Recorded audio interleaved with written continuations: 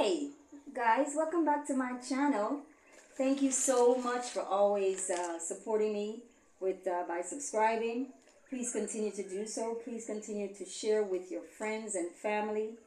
Don't forget to hit the notification bell so you won't miss out on any of my new videos that I get to post. And then also, yeah, just continue to support. Hit that like button, share, subscribe. Not in that order. Anyway, welcome back. And so today I have with me a gentleman that has decided to move to Ghana.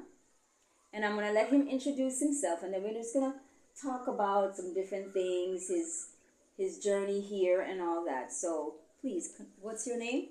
Oh, my name is Antoine McClendon. And where are you coming from? I am coming from California, the Los Angeles area in particular, USA, of course. And I decided last year to retire, first of all, and second, to make the transition to Ghana. It was always in my plans to, at some point, first, just to retire. I was getting closer and closer to where I said, okay, I need to really take this seriously. I had some life events happen, and it was just time to do that. And I had started looking into Ghana, in particular within Africa, about a year earlier, and just was following all of the development in the country and was so impressed. And I saw so much content out there on social media about Diasporans making that transition to Ghana, and I decided this was for me. All right, so basically you've been binge watching all the YouTubers on yes.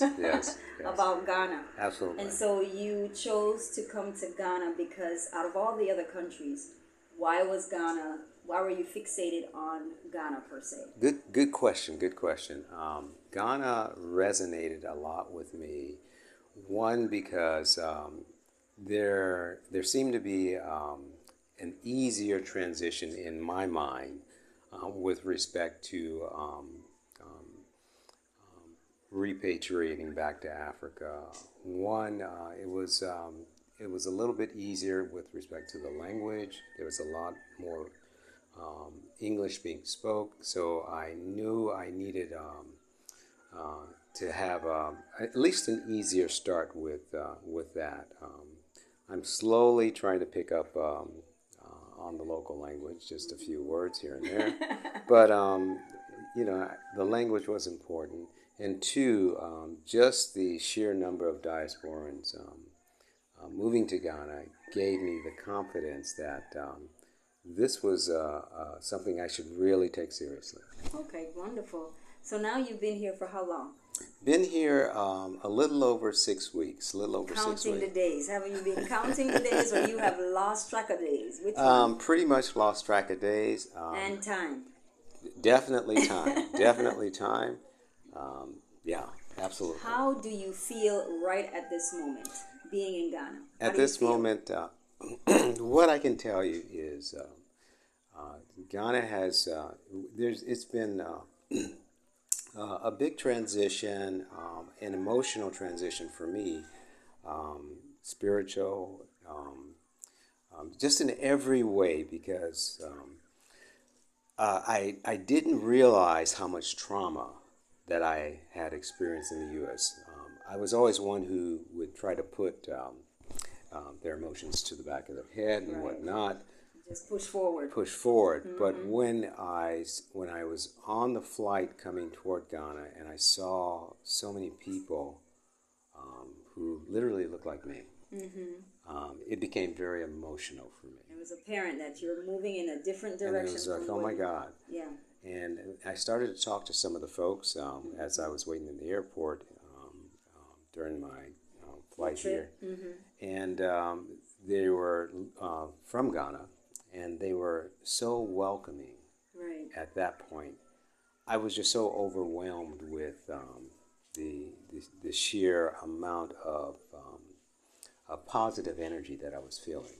And that just made me really feel like, wow, this is definitely where I should be. Okay. So now that you're here, where do you live? I live in the Asebu village. Asebu village. You live inside one of the Asebu village, Inside right? one of the Asebu villages. How are you liking it? So you're living in what's the status of your place? It is like a 1 bedroom, 2 bedroom, 3 bedroom. What is it? It's actually a studio. Okay. It's actually a studio, which I like. I'm sort of one for small spaces, and I like to have everything nearby me. So studio worked out very well for me. I'm enjoying it. It's really convenient. I live in proximity to other diasporans, so I have conversations. We vibe. We talk about our experiences. We talk about different places that we've gone, where we like to go, and just so much joy. We have local Ghanaians who also live in the area, and they're just so wonderfully welcoming and helpful. It's the when I say emotional joy that I go through here. This has just been something that in my entire life I've never experienced this. So I'm just overwhelmed with it. I'm gonna go back a little bit. Yeah. So you say you left California. I know while you were in California, you had your house or apartment or whatever it is that you have. You were stable. What did you do with all your stuff? Because I know, remember when you came, you had nothing but what, two suitcases? Two suitcases and a carry-on, and that was it. Carry-on. That was it. So what'd you do with the rest of your stuff? I gave away literally everything. How did that make you feel? It was actually it was relieving. Liberating. Why? It lifted so much weight because I was letting all that go. All that I thought I needed to hold on to for whatever reason I thought I needed to hold on to. I was letting it go, and it felt so good. Felt so good to do it. There's nothing that you regret about. Oh my God, absolutely nothing. Absolutely nothing. I came here with whatever I brought in my suitcase, basic stuff, and I have been happy here. Just extremely happy. So, are you planning to remain in Ghana for the rest of your life, or are you planning to go to visit other countries? What is your current idea in your mind? What are your goals? Let me just say that. What are your current goals for your future? Okay, so definitely Ghana is definitely home for me. Home. Okay. Home for me. Home. It's home. and I tell people, you literally will have to drag me kicking and screaming to get me out of here. Nice. To get me out of here. This is home for me. So now what? I definitely, though at the same time, would love to be able to visit not only other parts of Ghana, but other African countries as well. There's so much to this continent that I have, I'm overwhelmed with the amount of things and places and experiences that you can have here. So I'm definitely here for good. Ghana is home. But at some point, I'll start venturing out to other countries as well, a little bit local, and then I'll start venturing a little further. Yeah. What have you gone or seen since you've been here? Have you gone anywhere since you've been here? Oh my God, that's the hard part is remembering all the different places. I've been to Volta region stands out. I saw Lake Volta. Saw the eastern region. Oh God, you can help me with some of those places. mostly eastern. A couple of areas in central region, right? And so you have yet to do the north and the western region. North and western still on the list. Yeah, still on the list to do. If I remember correctly, you created like a bucket list of what you wanted absolutely, to do. Absolutely. I'm going to do the canopy walk. That is just something I'm looking forward to. Botanical gardens, looking forward to. There are some restaurants, Drexel, I want to go to. Still haven't done that yet. It's just so much that I want to do and that I am doing. I'm literally, especially the last couple of weeks, I'm literally been packing my suitcase and living out, just coming back getting clean clothes, going back out again. It's been so much fun. I am having so much fun. So now, since you've been here, I've been actually your partner in crime in moving around and getting you acclimated to some of the local areas. Right. Tell me, or remind our audience, or if you can explain to them, how did we meet? Okay, so we met as a result of I was in the process of I purchased some land out In here Pan-African Village, right? in the Pan African Village, and I was having some challenges trying to find out the status of my purchase. I did the purchase online. I was struggling to find out the status of it, and so I watched. I had been watching several, social media, YouTube videos on folks, and then you popped up in a video along with a couple other people, and you were talking about Pan African Village. Right. And I looked and I looked and I would listen to the different conversations that were going on, and especially your conversation, and it resonated with me. Your commitment to making sure that things are going well, and that you're looking out for people, and that you're out there. You have the ability and the services to help people with things out there. And I said, at that moment, that's the person I need to talk to. Right. And so I looked in the comments section or the description section of the video, found some information, and then I learned that you had a channel yourself. Right. And then from your channel, I started watching, and then I reached out to you, and that's how things happen there. So I was able to, not that I'm tooting my horn, but I was able to get you to a point where you were able to actually get absolutely acknowledged with your purchase was acknowledged, and you were able to get your certificate, and now you're basically waiting on your indenture. Absolutely. Right. So yeah, I feel so much better. I know you do. Feel so much better, so much better. I mean, if it wasn't for you, it would have been a lot of anxiety, a lot of continued anxiety, and just the sheer uncertainty of whether things were going the way that they should go. With you stepped in, and literally within days, I had all of the information to show that this was real. It's a good thing. Yeah. Well, I am happy to be here and happy to help. So next question.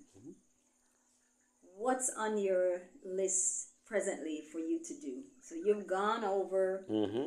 Actually, let me just say this: you have since got an extension, right? Yes, I have. What was that process like? It was very simple and straightforward. Where did you do your extension? I went to the immigration office in Cape Coast. Yeah.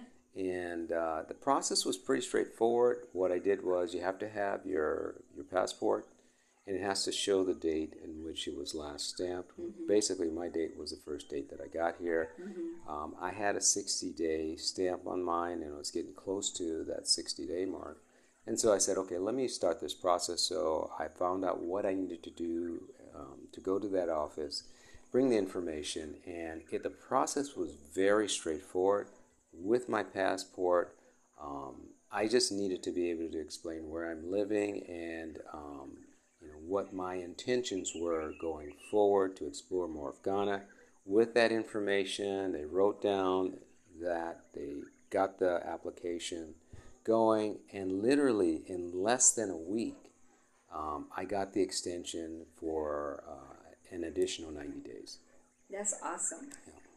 Now, I have not had that experience, but I'm glad that things have changed to the point where you literally, it was less than a week, and I saw it for myself, and I'm really, really glad that you didn't have any problems. So that worked out quite well. Yes. Yeah. What are your biggest challenges here in Ghana, in Asebu? Okay. Here, period. Anywhere you go, it's going to be challenges. Absolutely. Asebu, no different. My biggest challenges are one. There's Asebu is it's a huge place, right. And it's extremely challenging for me to figure out my location in trying to go places and stuff. Okay, when you live in a village, You don't have signs to tell you go this way and go that way. No, you have to learn. No road signs. No road signs. You have to learn to create landmarks and markers as to where you go and this and that and the other. That's been a huge challenge. Transportation has been a little bit of a challenge. It kind of depends on timing and days and stuff. But it's been relatively easy to get transportation. Like when I go from here to Cape Coast, it's relatively easy. Go out to the junction area. Taxis flow quite frequently. Like vans flow quite frequently. It's like a 10 to 15-minute walk, right, to the market area for the taxi stand. Absolutely. And it's really easy to get on a taxi or a van. I'm used to the structure now and the locations and just all of these things. It's so simple now. It's very simple. But it was a challenge to me in the beginning because not knowing the landmarks and where to stand and where to be picked up and even the payment, and not remembering, these kinds of things. What did you call the money? Oh gosh, Monopoly money. Monopoly money. I still have to get used to the currency because it doesn't feel like what I'm used to. All right, wonderful. So you've been playing with the monopoly money and trying to get acclimated with that. Yeah. All right. So what's your next step? So you bought land in Pan African Village. Bought land in Pan African Village. What are your aspirations with that? My plan is to build a single family home on that land. To build a single family home. The opportunity, one, to own the land, which I would have never had that opportunity, not like this in the U.S., not like this. Not for the price. And definitely not for the price. And two, to build something on that. Definitely, I'm planning on building a single-family home to be amongst a community of other diasporans. I've seen the people are building and we are communicating with each other. We're bonding. It is so much fun. It is so enjoyable. It feels like, it actually feels like the level of community actually feels like I went back to my childhood. Yeah. And I can't express that enough. So yeah, definitely planning on building a single family home, looking at what other people are doing, getting ideas as to what I want to do, as to how big I want to make it, and these kinds of things. Wonderful. All right, so we've covered a lot of topics. We'll probably do another interview later on down the line just to catch up with you to see how your journey has been going. Okay. And I know you're making your check marks on your wish list of where you want to go. Yep. So we're looking forward to hearing more about that. Absolutely. I want to thank you so much for this opportunity to You're be welcome. able to get you on camera and get some details about your journey. The good, the bad, and the indifferent, right? All right, guys. Thank you so much again. Don't forget to subscribe, hit that like button, hit the notification bell, and share with your family and friends. And I will be seeing you again soon, guys. Thank you. Take care.